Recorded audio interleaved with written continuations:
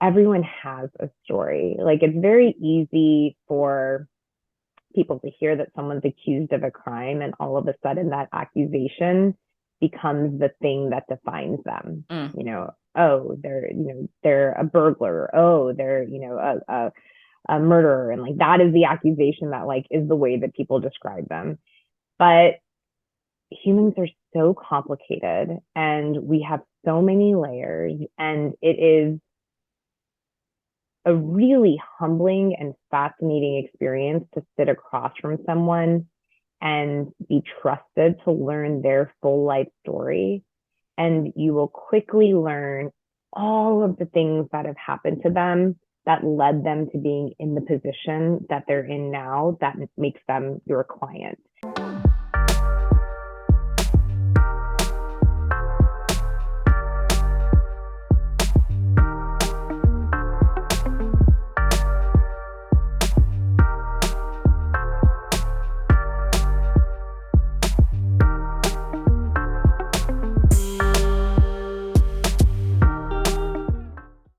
Welcome to the Career Safari podcast, a space for us to get inspiration to walk boldly on our own path, where we have candid conversations with women from around the world because there are women everywhere carrying the torch for us, and we're here to talk about their unique career journeys. And I'm your host, Wamita.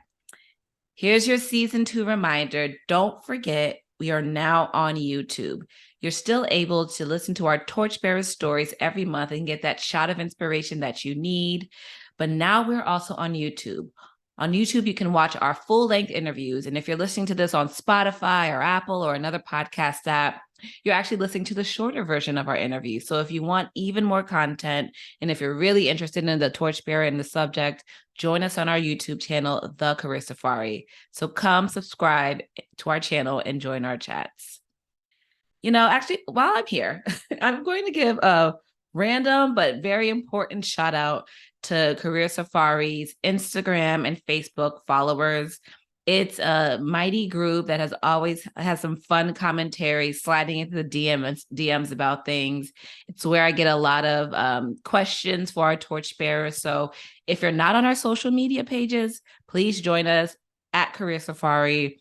I'm always posting there. I'm always giving some tidbits and backgrounds on the interviews and some challenges. So please join our channel. And for those who are listening that are actually followers of those two channels, thank you so much. And I love some of the commentary that you guys slide in our way. All right. Enough of all that.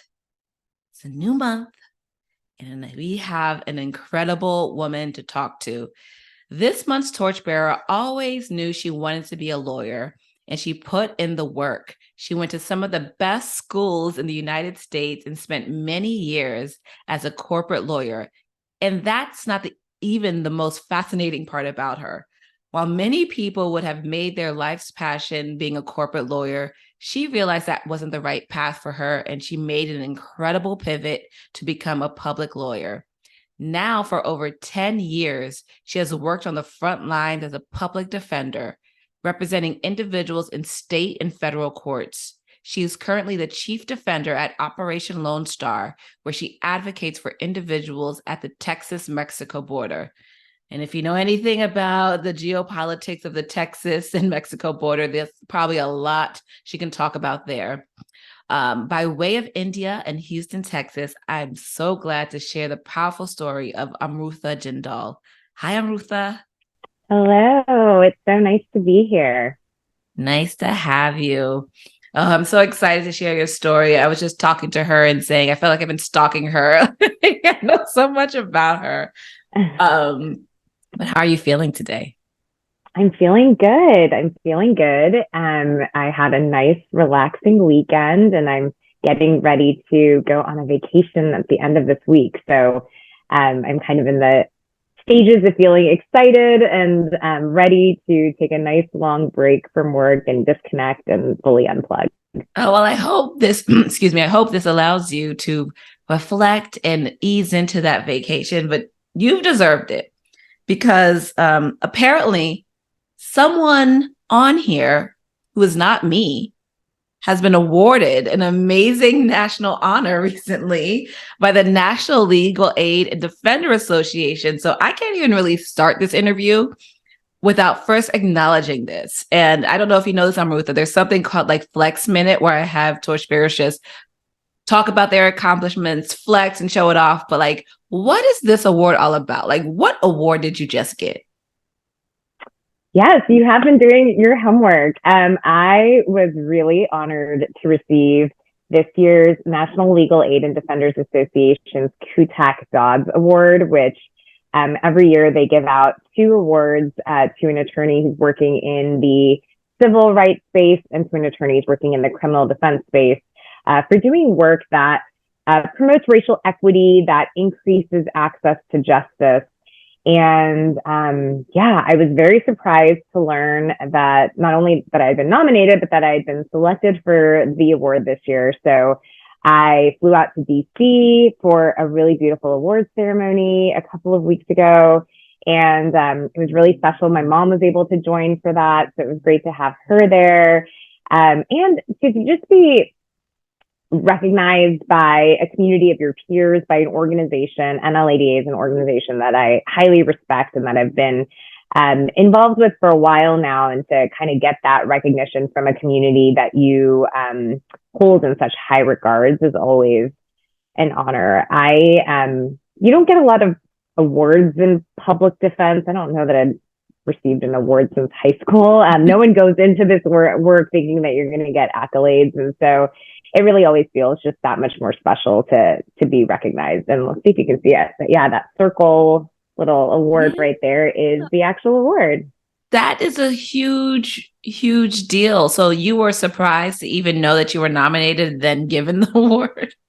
Yeah, so I had no idea I was nominated. The friend who nominated me, friend and colleague, his name is Jeff Burkhart, and he is the head of, or he was the head of Texas's Indigent Defense Commission, which is basically the statewide agency that's responsible for public defense throughout the state. And so he and I had worked together pretty closely as part of this new job, and he had nominated me, and I didn't know it. So yeah, when I got the call for the organization to share that I won the award, I was just completely floored and surprised. Congratulations. When I saw that, I'm like, hold up now. Wait a minute. And please say the name of the award again. It's the Kutak Dodds Award. So KUTAK Those are 2 individuals that worked in a law firm, but were very passionate about public interest work and giving back to the community. Oh, well, congratulations. I do not think this will be your last award, but I couldn't even begin because I'm like, that's a huge deal to be recognized as a public defender in that way at a national level. So congratulations. And if that hasn't made you more curious about her career, I don't know what would, but with that being said, I know, an early question that I give is like, what's the name of your career safari? What did you decide to call your journey? So the name of my journey is Finding Abundance in the Opportunities That You Have. And that's the sort of, I feel like that has captured kind of what my career has looked like over the last 15 years or so. Finding abundance. Say that one more time. Finding abundance in the opportunities that you have. Ooh. All right. Now you know how to explain, like, why? So I think for me, when I look back on the jobs that I have had, the different sort of positions I've applied for and not gotten, I think in general, there's a theme throughout my story of actually never getting the job that I was initially wanting or really hoping for. So the last few jobs that I've had, I've gotten passed up for either the job that I really wanted or a promotion or something else. And I've ended up taking sort of my second choice or maybe the backup option in a way. And I think in the moment when things like that happen, it's very easy to like feel down on yourself and kind of say like, okay, this isn't exactly what I wanted, but, like, I'm just, this is what it is. But I feel like instead, if you reshape your mindset to be one of abundance rather than scarcity, and this idea of just like finding those opportunities. So you have this job, and it may not have been the job that you wanted. It may not have been the job that you envisioned, but finding that abundance within that opportunity, making the most of it, in some ways, just doing the best with the cards that you have, really can allow you to reframe the way that you approach your work and approach your career. And so some of that comes with just experience and time, and like recognizing that you do have control and making the best of the situation that you've been handed. And I really feel like throughout my career, but especially in the last few years, I've really looked for ways that I could contribute in a way that felt true to me and true to my values, even if it wasn't necessarily what the job was defined to be. Oh, well, you said a lot there, so I want to unpack that a little bit. The first part that I heard was, there was a period and there's times where I'll just use the word rejected. You're not able to get the job that you want, or you didn't get the promotion that you want. Those periods of your life, or those phases, can really drag you down, especially when it's the promotion one, because you're in the company, people know you, they know your work, and then you're pushing for it and it doesn't happen. Did that happen to you a lot? It didn't happen to me a lot. It really happened to me once at a job that I really, really cared about, and that I was, hoping I could move into a different role, and it didn't quite work out. But that one time, just that feeling of, okay, wait, I really was hoping to get this and it didn't work out, and now what do I do? It does cause you to self-reflect in a way that, ideally you start to figure out, well, what was the lesson in this? What can I take from this experience to allow myself to keep going forward? And I adamantly feel in the same way that whole abundance mentality is important, because if this job didn't work out, there are other opportunities. It might be time for you to be more creative. So a no to that door might mean a yes to that window. So there's so much out there. And sometimes it takes for you to be a little bit creative to find it, or recognize that perhaps that you're in this certain situation and there's opportunity for you to do something differently. I mean, even with Career Safari, that to me came out of a situation where I was frustrated at work. And it was the conversations with women that I love, and they were just counseling me. And I'm like, I really love doing this. I wonder if I can do this on my own. And here you all are now. So I love that, finding abundance in the opportunities that you have. And you've definitely done that, as you could tell, as we've already heard. But in our pre-interview, you said that you've always wanted to be a lawyer. You were involved in things like teen court growing up, and a lot of people don't have that type of ambition early on. I mean, I'm one of them. I didn't know what I wanted to be. I kind of still don't. But, where did that come from? Where did that early ambition to be a lawyer come from? Yeah, that's a really good question. So I think there were sort of two seeds that were planted in some ways, like unknowingly, in my youth, that kind of got me to where I was, and to where I felt like I knew I wanted to be a lawyer. The first is, I was born and raised in Houston, but I am the child of immigrants. My parents immigrated from India in the 70s. And so growing up, we would frequently go back to India pretty much every summer, every other summer, and spend 2 or 3 months there, because my grandparents lived there, my extended family lived there. And I grew up in the suburbs of Houston, so kind of a cookie cutter sort of like neighborhood. And it was when we would go to India, I was really exposed to, I feel like, just a wider range of humanity than I saw in this very sort of sheltered environment that I lived in Houston. And in certain parts of India, and this is true in the world, and including in Houston and in the US, the disparity, especially income disparity, was very, very blatant. It's like you could be in a hotel and open your window and see like a homeless encampment, right? And it's just very in your face. And I think as a child, that was my first real exposure, at least that I can remember, to this concept of like, wow, this just seems unfair. Like it started to make me question why there was the type of disparity that there was, that I was seeing in India, which then, of course, as I grew up and became older, I realized is rampant throughout my city, throughout my state, throughout my country. And so that desire of wanting to do something to help inequities or help what I perceive to be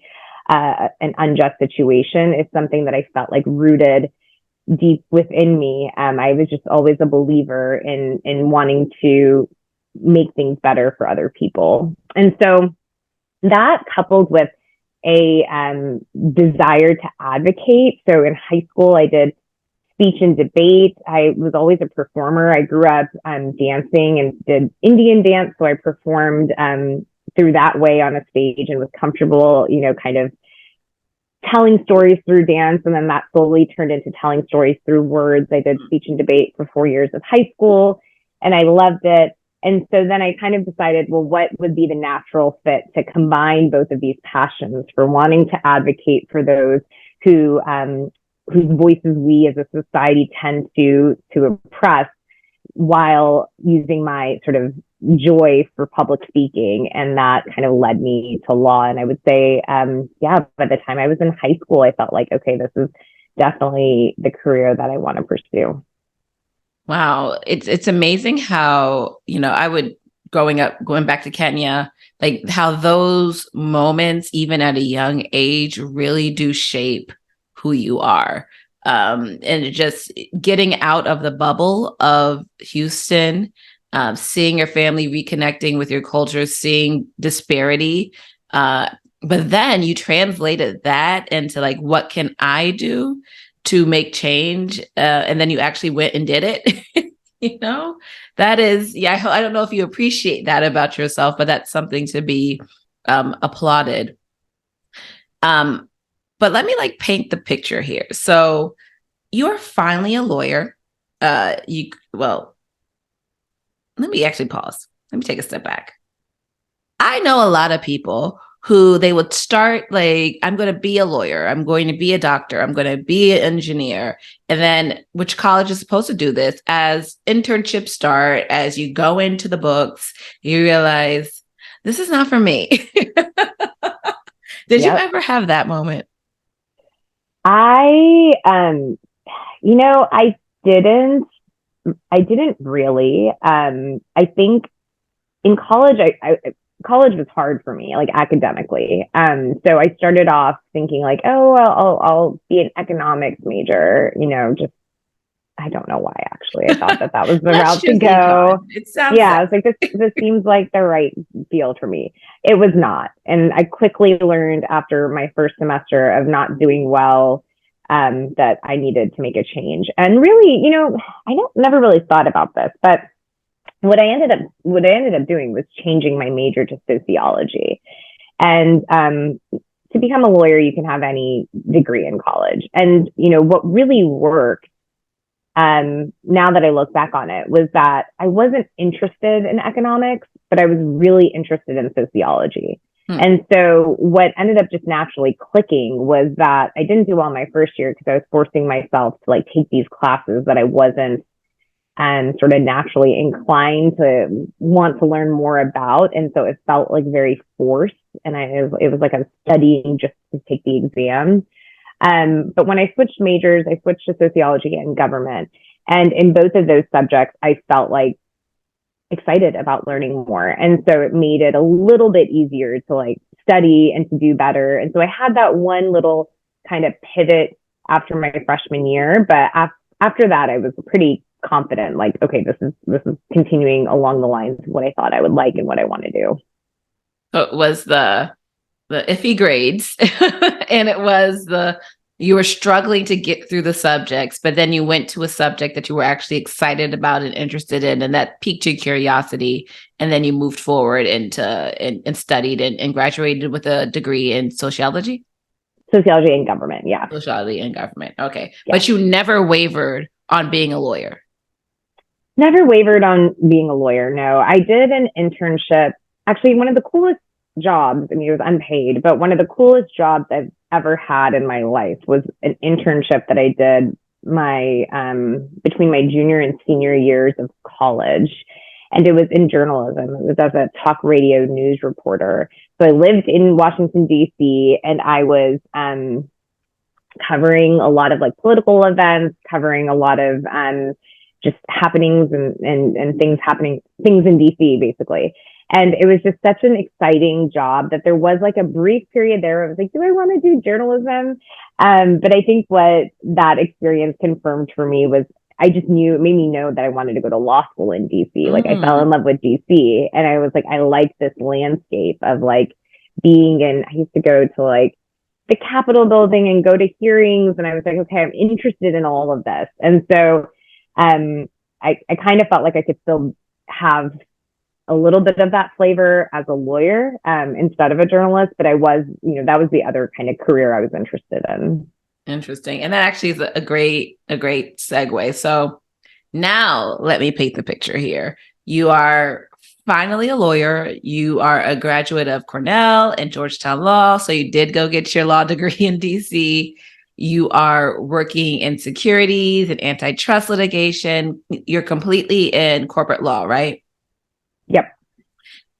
And then something happened. Like, what made you shift to become a public defender? Because you're moving and grooving. Like, I can see you like moving up. I can see you doing all the things. Like, but something happened. What happened?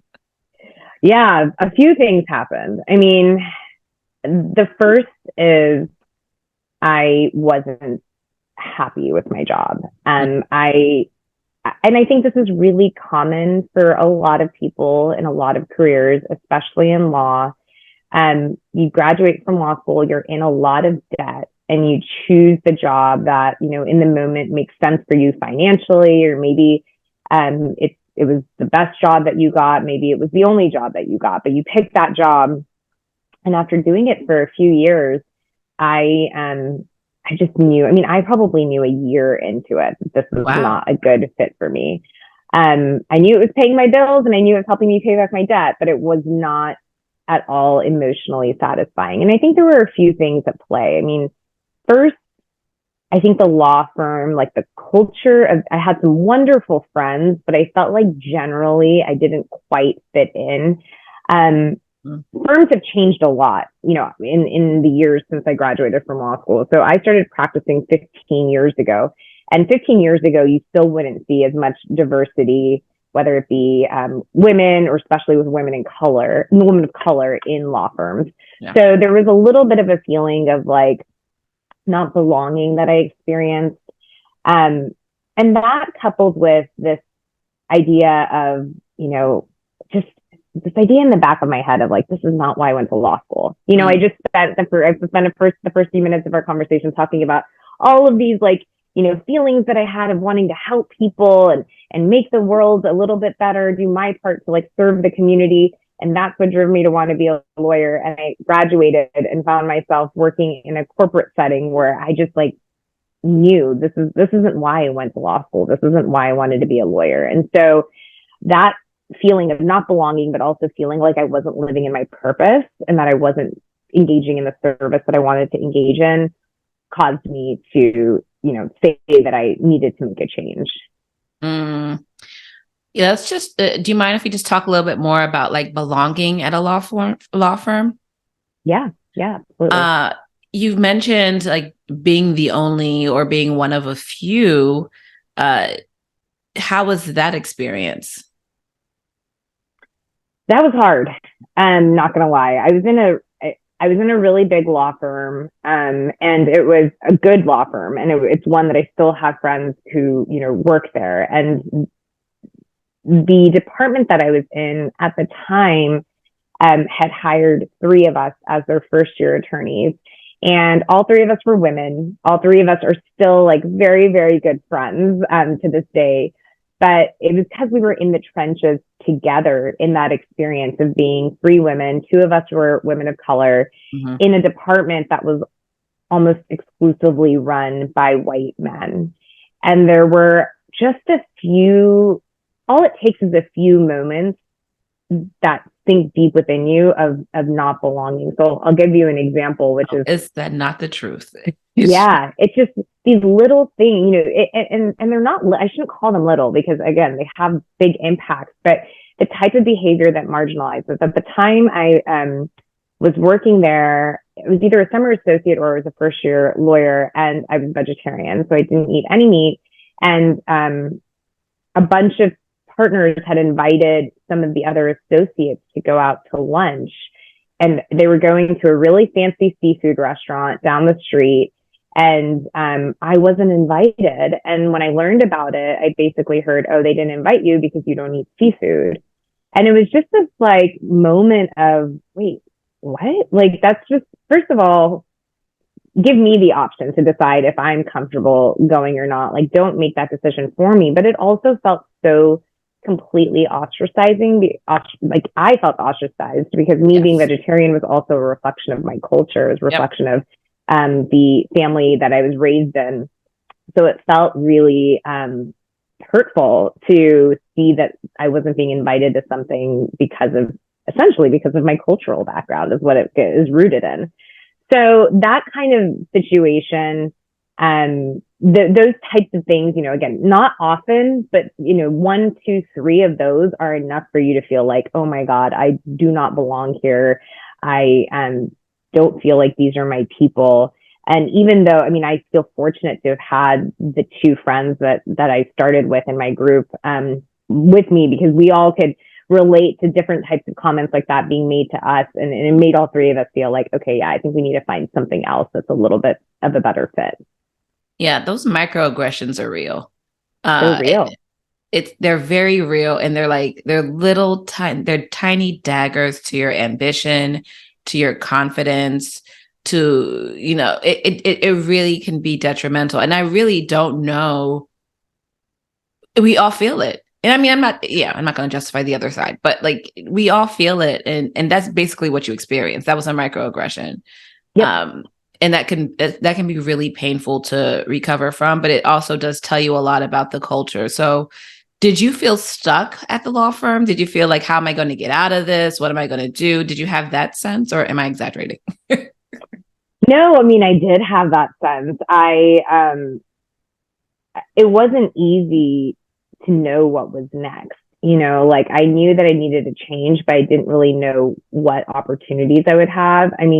Literally, there were mornings where I would walk down, like, once you got off the elevators, you'd open a door and walk down a hallway to get to my office, and I would count the ceiling lights. Like, it was just like this, like, oh my God, I'm like on my way, because I just really did not want to be there. I knew I did not want to be there, and it just was felt like this like miserable walk to my office each morning. And so so I felt stuck, because I think this has also changed for the better in the legal industry. But at the time, it felt really difficult to move from a law firm into the public interest sector. At least I perceived it to be difficult. Kind of the conversational or anecdotal sort of stories around that would be that a lot of public interest organizations wanted to see that you had like a deep dedication to public interest, and that you did it throughout law school, and that you interned throughout law school at public interest organizations, and that that's where you were going to end up after you graduated. And so somebody who like went to a law firm for a few years then may not have the same kind of passion for the work, or may not have the same skills needed to translate over. So I felt a little stuck and a little lost. And it took me, I'm not going to say that I applied to like 100 jobs. I didn't. I think I applied to like 6, 7, or 8 before I was able to get the one that I wanted. First of all, let's talk about that feeling of you walking into your office and counting the ceiling fans. Oh, that hit me, because I know exactly what you were talking about. Just like, I don't want to be here. Everything is like screaming inside of you. I don't want to be here. I don't want to be here. I want to be here. It can be really miserable. I remember going to a bar with a friend of mine and just looking at him like, I feel stuck. I don't know what I'm doing. I've been doing the same. And he was just like, you're going to do it. You're going to figure it out. But in those moments, you're just like, what box did I put myself in right now? But Seriously. going back to your career safari journey, what you have now learned is that there is an abundance of opportunities that are in front of you. So that sounds like it was a pretty significant shift from going from a corporate lawyer to a public lawyer. So just explain, like, culturally, how is that shift from you, like, going into the office? I'm imagining, especially if it's a DC law firm, straight laced stockings. I'm imagining this to, like, what? Like, how was that culturally? How was that shift? Yeah, it was a huge, huge shift. I mean, as soon as I walked into my first day at the public defender office, like I just instantly felt like these are my people. Mm. What you share when you work in an organization, that if the organization itself like embodies your values, then it's very, very likely or almost certain that everyone around you is also going to have those same values. So there's this immediate sense of like, these are my people. Yeah. These people share my values. They have the same worldviews as me. They have the same passions as me as far as career goes. And so that instant sense of community is something that is really hard to replicate in an organization that doesn't, have that kind of strong value sense. So, yeah, like DC, it was pretty straight laced. We didn't have to wear like stockings or Okay. full suits. I told Yeah, you I so had a we whole skipped vision in my that. head. But I mean, I did have to like, it was definitely like a DC office. Like we were off of Pennsylvania Avenue, Yes. it was like it did feel like fancy. And actually where I started my public defender career in San Diego was a federal public defender's office. And even that building, in some ways, maybe it was a good transition for me because it wasn't like going from, oh, this like fancy law firm to like, a social justice org that's based out of a garage. No, like the federal defender's office in San Diego was also really nice. It was in a beautiful part of town. I had like a beautiful view of the water from my office. So it was definitely like a nice office environment, but really it's the people. Like the people were terrific. The leadership was terrific. And it just felt quickly like, okay, this is the work that I'm meant to be doing. These are the people that I'm meant to be surrounded by. I found, all of my colleagues so inspirational and found lots of mentors and people that I felt like really made me a better lawyer. Mm. So let's just talk about your work a little bit. So I see you're visiting people in jail. You're working on some really troubling cases. And, can you share some example, or as much as you can? I know there's privacy there, but can you share some types of like examples of the cases you've come across? Yeah, of course. So when I was a federal public defender, let me just start by background in case anyone doesn't know. But under the Sixth Amendment of the Constitution of the United States, everyone is guaranteed an attorney Mm-hmm. and to assist them with their case. And that's because if you're facing time in prison, you're facing a loss of liberty. It's really important that you have someone advocating for you. And so the Constitution guarantees you a right to counsel. And at the federal public defender's office, which was my first full-time public defender job, we were representing clients who were charged with federal crimes. So I was in San Diego, which is a border city. Right on the other side of the border is Tijuana, Mexico. And anytime a crime kind of crosses the border, it becomes a federal crime. And so in San Diego, most of the clients that I represented were charged with either entering the country or re-entering the country without permission. So somebody who had lived in the United States but didn't have legal status to live here. Maybe they were deported and then they tried to come back. If they came back without papers, they were arrested and charged. I was also representing clients who were accused of bringing drugs across the border. Sometimes it was marijuana, sometimes it was methamphetamine, sometimes it's cocaine. And that could be that they were bringing it across the border allegedly in a car. It could be, on their person. It could be some other kind of conspiracy. So it was a lot of crimes related to the border in San Diego.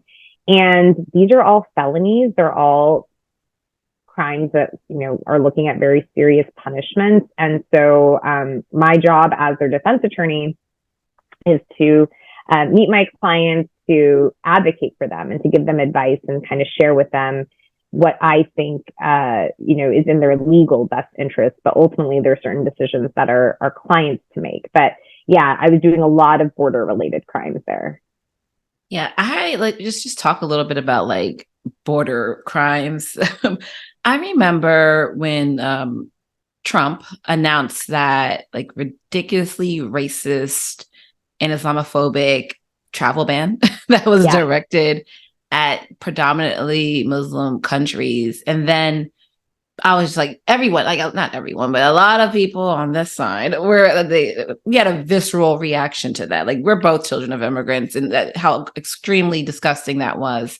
And then I also remember watching the news and seeing lawyers in airports with their mask on, because this was still during COVID, putting in work to like help people. I mean, it was just overwhelming the fact that he put in that executive order and then how people responded to it. And I know that time period with Trump probably made your job a lot more difficult. Can you talk a little bit more about like that time period? Because that was hard stuff. Yeah, there was a lot that has happened that happened in those years that made my job, especially as a federal defender, more difficult. As you mentioned, just the fear mongering of people on the other side of the border, people from other countries being these like dangerous people. There was the bad hombres, like these are rapists and murderers that are trying to come in. It's really inaccurate. It's offensive. It's troubling, and it's false, right? It's just like, this is not what's actually happening here.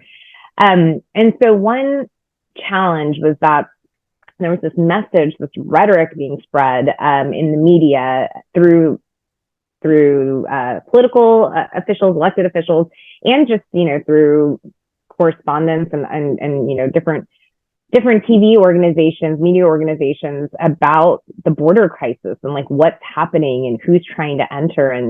And the reality is that most of my clients now and most of my clients then were not, they're not these dangerous people trying to come back. I mean, these are folks who spent many years of their lives in the United States and were like coming back to reunite with their families, coming back because even if they were born in Mexico, they had moved here when they were 2 years old and like don't know anyone in their home country. And that's why they were coming back here, because this is their country.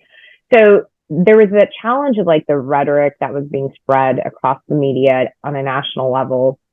And there was also, while I was at that office, President Trump's Attorney General, Jeff Sessions, started Operation Streamline, which was basically an operation that resulted in a lot of people being arrested when they crossed the border. And critically, everyone will know this, it resulted in family separation. So that whole experience where children were being separated from their families. I personally did not have any cases directly with that experience, but a lot of my colleagues in my office did. And it was just a really scary time. I mean, to see the harm that was being inflicted upon young children and the trauma that was being inflicted on them and their parents. Again, because this false narrative was being spread about the border, was really hard. It was emotionally difficult. It was emotionally difficult work. It was an extra kind of challenging time. Yeah, I remember someone saying to me, and I'm not a poli-sci person, even though I do love my political talk, but they said that one of the president's most important roles is like being the voice for the country. Like he or she really like sets the temperature sets the thermometer, I should say, of the country. So if you want to turn up the country, that's like one of their most heaviest responsibilities about what do you want the nation to focus on? And some people understand that and judiciously monitor the situation, and other times it can completely disrupt our country. But yeah, even I, in my work at a nonprofit, when he was president, it really affected some of the work that we wanted to do in other parts of the world and even in other territories. So yeah, it was a really difficult time period. But I also want to talk about like how this has changed your life, being a public defender, seeing these cases. This is, I can only imagine the stories that you hear. You're in the middle of someone's like probably one of their most traumatic life experiences. And I hope I'm not adding fuel to the fire. It's like I would feel like my life, their family is like partially in my hands. So how has this, and you said in our early interview, this experience has completely changed how you viewed people and situations. So how has doing this work changed your perspective on life? Yeah, I mean, it really changes the way that you see humanity, when you've been in the shoes of being a public defender or having any role where you've really gotten to know people in some of their scariest, most vulnerable moments. I I think one lesson that you learn very quickly is that um, everyone has a story. Like, it's very easy for people to hear that someone's accused of a crime, and all of a sudden that accusation becomes the thing that defines them. Mm. Oh, they're a burglar. Oh, they're, a murderer. And like, that is the accusation that like is the way that people describe them. But humans are so complicated and we have so many layers, and it is a really humbling and fascinating experience to sit across from someone and be trusted to learn their full life story. And you will quickly learn all of the things that have happened to them that led them to being in the position that they're in now, that makes them your client. It's far more than what is captured in their legal case file or in the statements made by the prosecution. I mean, these are people who have had very challenging, very difficult life circumstances that have, in some ways, defied the odds by getting to the position that they were in, whether it be with their jobs or with their families. But ultimately, there's a lot more to them than just the crime that they're accused with. And so I think that gives you a lot of perspective, when you're looking at someone who maybe says something that you don't agree with, or who does something that you don't agree with, or anything. It's just always like knowing that perspective of there's so much more to the story than this one little, kind of blip that you're seeing. So yeah, that kind of just changes the lens through which you see a lot of things. Just changes the way that you relate to people. So what I'm hearing is I should be a little bit less judgmental. Absolutely. Yes, always. I mean, that's just, I really think it would be, I think most people would find it shocking how little they actually, like, how little they actually know about someone that they're willing to judge, and this is part of the reason why I think I personally would never be able to be a judge. It's a very important profession, but I think it would be really hard for me because it's like, yeah, like, you're trying to balance all of these different factors that you're doing in order to like effectuate justice. But truly, like, not being judgmental and always being willing to like listen to people's stories and like get that sense of understanding and empathy that can only come from taking the time to learn their story is invaluable. That's a huge lesson to learn, and it takes a lot of maturity. And you to just sit there and just say this is just part of who they are. This is not their complete story, and then to defend them. So again, what you do is just so important. because people who call on you, they don't have the resources, they don't have the expertise to defend themselves, to understand how they can advocate better for their freedom or for their family's freedom. So it's just such important work. And we talked about this a little bit in the beginning when you were talking about your new award, but I also want to give you another opportunity to just flex a little bit more. Like, what have been, like, when you think back at your career, what has been some of your most proud or proudest moments? Yeah, well, I've had several moments that I'm really proud of, but I'll focus kind of on the work that I'm currently doing with the organization that I'm at now, because it is something that I'm really proud of.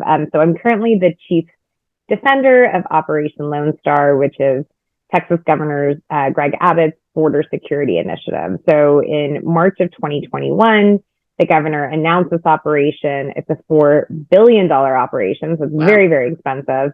And lots of law enforcement were sent to the border to make arrests of people who are, for the most part, migrants that are being accused of trespassing onto properties. And this program was announced, and at the time that I first started, I was just a defense attorney representing people. And then a few months later, I switched jobs and became the chief of this whole operation. And I will say that what I'm really proud of is the ability that we have had, and I say we because I and all of my colleagues in that are doing this work, but that we've been able to really shift the type of representation these clients are getting. There's still some work to be done, but in the beginning, when I first started this job, it was total chaos. Like, none of the attorneys who were working on these cases like had a lot of guidance. They didn't really know what they were supposed to be doing. We were getting phone calls from hundreds of people a day saying they'd never been seen by their lawyers. And so it was just a little bit of a mess. And I feel really proud of the fact that in the year and a half that I've been in this job, and especially in the last year, we've made some really amazing steps in like improving the quality of representation that these clients are getting, to where now those phone calls have significantly decreased. And I feel good about the fact that a lot of the clients being arrested have really good lawyers by their side. That's no small feat. And you said you've done that in the last year and a half? And it's been quick. Yeah, I started this job on January 31st of 2022. And another flex is that I have this awesome team. We've grown. When I started, I think we were 4, and now I think we're 18. Oh, wow. And we're fully remote. So we're spread out throughout the state. And actually, all of our lawyers are also fully remote, spread out throughout the state, or even some people who are out of state. And so I will say another thing I'm really proud of is being able to like build this and kind of help guide this program, even in like a remote working situation. I think there are a lot of people who don't think it's possible to accomplish a lot when you're working remotely, especially if you're starting from scratch. And it's like, no, you can kind of figure out systems that work. But I'm really happy with the fact that we've been able to do this despite the challenges of being remote. Well, congratulations for building your team, for finding the network of lawyers, for representing those cases. I mean, it's only been a year and a half. So there's like multiple questions going on in my head. So let me just piece this out a little bit. I really want to know, like, what's next for you? And yeah, I'll just start there. What's next for you? That's a good question. I want to know that too. So if you happen to figure it out, let me know. I'm in the process of with one of my colleagues of starting a nonprofit that my current organization is going to spin off into. So maybe by the time the podcast is published, hopefully we'll have some information about the new nonprofit. So we're going to kind of break off into our own organization just to do this border work here in Texas. So I'm really excited about that. That is going to be what I will be, I'll be continuing in this role for the foreseeable future. The operation just received 2 more years of funding.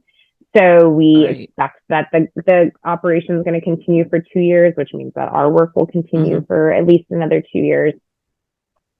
And I feel like when I'm ready to leave this role, I'm definitely going to need a break. But then, yeah, I don't know exactly what I want to do in my current job now. While I'm still definitely in the legal space, in the criminal defense, criminal justice space, I'm not actually in the trenches the way that I was, when I was in San Diego. I'm not going to court. I'm in more of a management position, Yeah. and I've liked it. I think there are definitely challenges that come with being in management, but I think there's kind of a desire or movement to see um, more diversity in leadership, especially in like social justice spaces, to have more, um, just more of like a wider range of people in leadership, because I think with that comes difference in style and difference in approach. And so right now I'm feeling like this leadership space in the nonprofit world is a good one for me. I'm enjoying kind of the challenges that come with it, and like the opportunity to like get to know my team and to think of creative ways to build culture.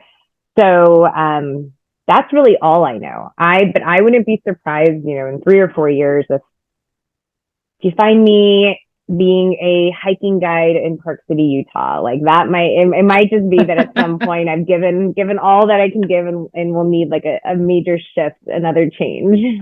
Oh, well, you saying that, oh, we're going to start a nonprofit, that's significant enough. I That know is it is. significant enough. And whatever you choose to do, maybe you're starting a nonprofit at Utah hiking guides. Whatever you do, There I you know you're go. going to be blessed. I know things are going to happen. And just the way you've curated, even unexpectedly, your career, it sounds like wherever you go, you're making an impact. So even if it's hiking, I know you'll make an impact, and you'll probably be like, next thing you know, you're saving the Utah hiking trail. There you go. Like I said, finding abundance. There's abundance in I all can see it. opportunities. Um, but you talked about like how like, just speaking about your life, and you're saying, I don't know exactly know what's going to happen next, but you have some ideas. You talked about how your life looks unexpectedly better. So now going back to that teenage Amrutha, that college age Amrutha, like it sounded like this is not quite the path that you expected, but it was unexpectedly better. Can you talk a little bit more about that? Yeah. So I would say that, I turned 40 in a few weeks, the end of this month. So I feel like Happy I'm like birthday. thank you. So I'm like entering this, new decade, a new phase. And I feel very, very lucky to have had so many of the amazing personal and professional experiences that I've had. And this really gets back into this idea of finding abundance, which is I whether it's in my professional life or personal life, I feel like I just kind of live to the fullest or experience to the fullest, whatever I can in the job or the city that I live in or the friendships that I'm in, just really maximizing that experience. And it's something that I think really, I think it's a lesson that I absorbed after I got divorced about 10 years ago. And Mm. I think I was in this position where that happened around the same time that I was starting off this career as a public defender. And I think it caused me to really want to like live in the moment and maximize the experiences that I was having, because I suddenly started to realize like, wait, my life isn't going to look like what I thought it was. What 15 years ago I might have thought like, oh, I'm going to be living in this kind of house and having this kind of job and spending my time doing these kinds of things. And then, something happens where you kind of go a little bit off track, and then you realize like, actually, hey, that this is redirection. I'm actually, being given a new path to follow. Yeah. And it's one that's just as enriching and just as fulfilling. So I think for me, I like look at where my life is at right now, all of the professional opportunities I've been able to experience. And I'm like, it's fantastic. I mean, I think again, it's not what I thought I would be doing, but a lot of that is because I've made the most in whatever situation I'm in to be able to like best utilize my skills or my passions to contribute. And that's really having that framework of making the most of it has allowed me to like build this professional life that I'm really proud of. And that makes me really happy. Oh, well, may we all look back on our experiences and just be like, this has been fantastic. And what she did not say is that it's been perfect. So let's be very Yeah. clear here. She talked about feeling stuck at her previous job, not living in a purpose. She just mentioned she might have gone through a divorce and moving around, dealing with difficult cases, not perfect, but still fantastic. So that is a great reminder. So now we're coming to the end, Amrutha, and I'm going to do this a little bit differently. I usually ask what's your last piece of final advice, and I still will, but I actually want to do it for two different audiences. So what's your piece of advice for those who are interested in being a public defender and want to have the type of career you have? That'll be my first question. I think the best thing that you can do is just start start learning about it and getting exposed to it. So whether that's through an internship or through a class at school, um, put yourself and if you're maybe not in a position to intern or take a class, like continuing to just engage in roles where you're serving the same type of client population in the community, that's just it's a really valuable thing because you're going to want to know before you apply to a public defender job, like you're going to want to know that this is the right job for you because it's not right for everyone. And there are lots of different ways that you can help and serve the community as a lawyer or not as a lawyer that don't include being a public defender. So I think it's important to like get exposed to it to see if it is the kind of job that would be the right fit for you. And then what would be your final piece of advice for anyone that's interested in supporting your cause, supporting Operation Lone Star cases that you're working on? So I'm definitely going to share once we have it up and going, the nonprofit that we built. We of course would love for everyone to kind of stay updated on that and donate if they're interested in financially supporting us. But I would also say, and even though this is a program that's in Texas, immigration is an issue that affects the entire world, no matter where you are. And I think it's really important for all of us to just be actively informed and engaged citizens, world citizens, and learning what our local elected officials are doing in response to immigration and migration that's happening again in our countries, in our states, and in countries across the world.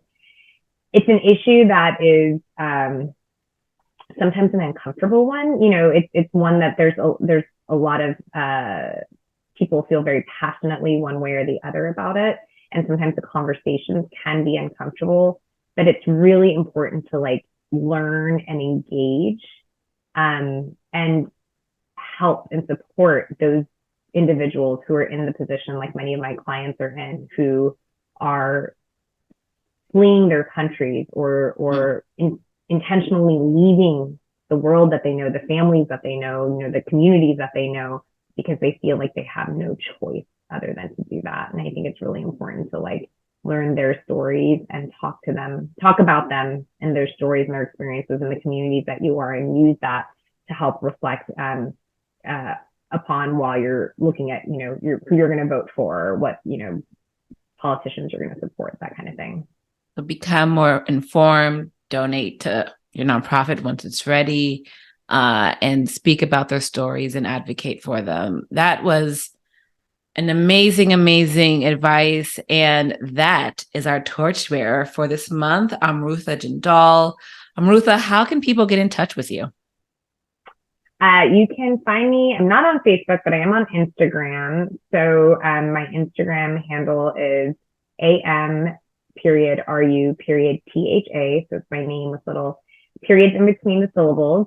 So you can find me on Instagram. I'm also on Twitter, and I'm also on LinkedIn. So yes, if you listen and you'd like to connect, please do connect with me on Instagram, on LinkedIn, or on Twitter. Awesome. And for more information on Career Safari and to read more about Amrutha's career journey, visit us at www.thecareersafari.com. Join our Torchbearer community, follow us on social media, watch us on YouTube. And until then, everyone, continue to pass the torch. Bye.